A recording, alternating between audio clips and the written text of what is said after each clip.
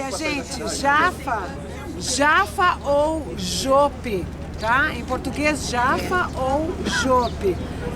Em hebraico, Yafo é uma cidade muito antiga. Na verdade, Jaffa é considerada o porto de Jerusalém, gente.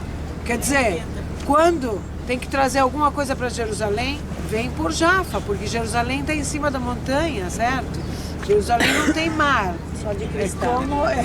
Só de cristal. É como muitas vezes a gente diz, Jerusalém é perfeita. Tem muita gente que diz, Jerusalém é perfeita, adoro Jerusalém, só pena que não tem mar, né? Assim dizem o pessoal de Tel Aviv, que eles têm mar, né? Eu adoro Jerusalém, mas não tem mar. Não tem mar, Jerusalém. E Jaffa é o porto de Jerusalém. Inclusive, tem uma ligação entre Jaffa e Jerusalém, que quando Jerusalém esteve em épocas altas e boas, com muito sucesso, aí Jaffa também era uma cidade que estava em ótimo estado econômico, etc. Quando Jerusalém baixa, Jaffa baixa junto com Jerusalém. Quer dizer, daqui, gente, nós já estamos começando a nos aproximar a Jerusalém, tá? Agora, exemplos, Rei Salomão traz as madeiras, os cedros do Líbano para construir o primeiro templo em Jerusalém.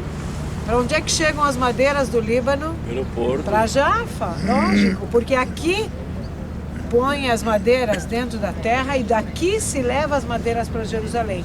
A mesma coisa os cruzados chegam a Jaffa e daqui eles sobem para Jerusalém, eles vêm pelo mar, parte deles, certo?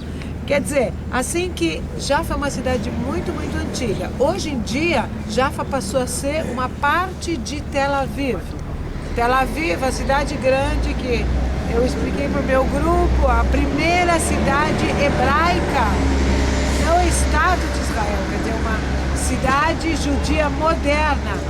Jaffa, a cidade de Tel Aviv começa em Jaffa. Em Jaffa se organizam as pessoas, começam a sair daqui das muralhas, porque Jaffa era, como toda cidade antiga, era uma cidade cercada por muralhas. Mas as muralhas de Jaffa aconteceu algo muito interessante, não sobrou quase nada das muralhas de Jaffa, porque as pessoas iam tirando as pedras da muralha e usando as pedras para construir as casas. Então não sobrou quase nada da muralha de Jaffa. Vocês vão chegar em Jerusalém, vocês vão ver que muralhas que tem em Jerusalém até hoje. Apesar de que também em Jerusalém as pessoas saíram das muralhas para morar fora da cidade a partir do meio do século XIX. Tá? Todo mundo que veio para cá, para essa terra, conquistou essa terra, entrou por Jaffa, porque era o único, o aeroporto ainda não estava pronto naquela época. Então, e vocês vão ver a dificuldade de chegar, de atracar os grandes navios por causa das pedras, das rochas que estão no meio do mar, que a gente vai ver daqui a pouquinho, quando nós chegarmos no ônibus. Inclusive, Napoleão Bonaparte tentou conquistar, lembra que eu falei para vocês, contei a história de que aquela epidemia tremenda, porque ele fica esperando o navio dele, o canhão dele não alcança as muralhas de Jope, e ele suborna o zelador, a pessoa que cuidava dos portões da cidade, e com isso, quando ele entra, contam que rios de sangue corriam pelas ruas de Jope, e os soldados ficam doentes, eles ficam hospedados num lugar, e o maior quadro do Museu do Louvre é um quarto com Napoleão, com aquela úlcera que ele tinha, e posando ao lado dos seus soldados. Ele nunca posou do lado dos soldados, mas ele pediu para pintar e depois pintaram ele. É um quadro de uma parede inteira lá no Museu do Louvre. Mas ele vê que está demorando, ele precisa continuar a campanha dele, precisa a viagem que ele está fazendo desde Alexandria, ele precisa conquistar os portos. Eu falei que ele tenta chegar em Acre, vocês lembram? Ele sai daqui, ele manda matar os soldados, porque os soldados estavam demorando, atrasando a viagem dele, e os médicos ficam horrorizados. Eu falei, então mata os médicos também, porque para não sobrar ninguém para contar a história. Depois ele vai para Haifa, perde parte do regimento dele, continua para Acre, também não consegue, e depois ele já perde as batalhas, vai para Waterloo e perde Waterloo e é expulso.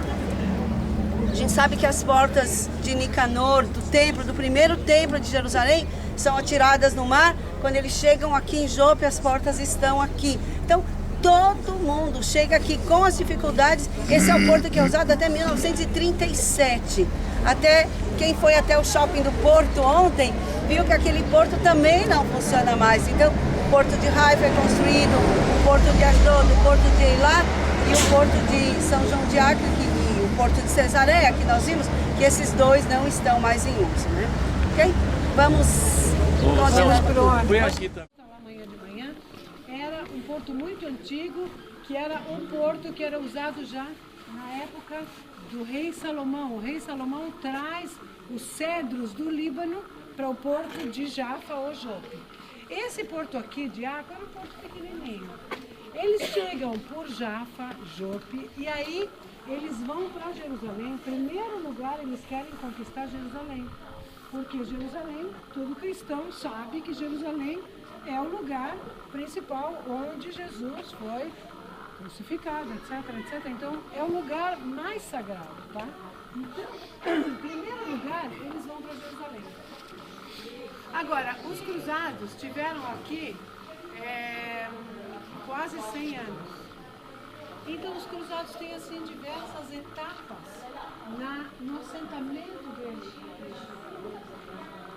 Eles começam em Jerusalém e levantam uma monarquia cruzada, chama o Reino Cruzado de Jerusalém. Tá?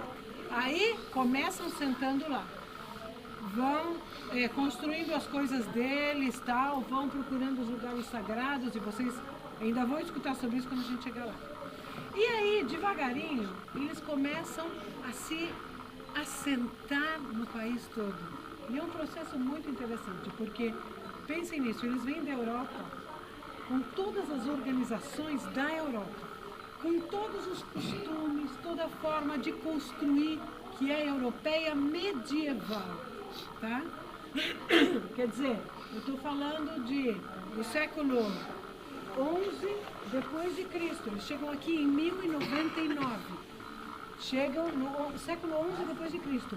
É Idade Média, quer dizer, pensem nisso, que na Europa as pessoas viviam em feudos.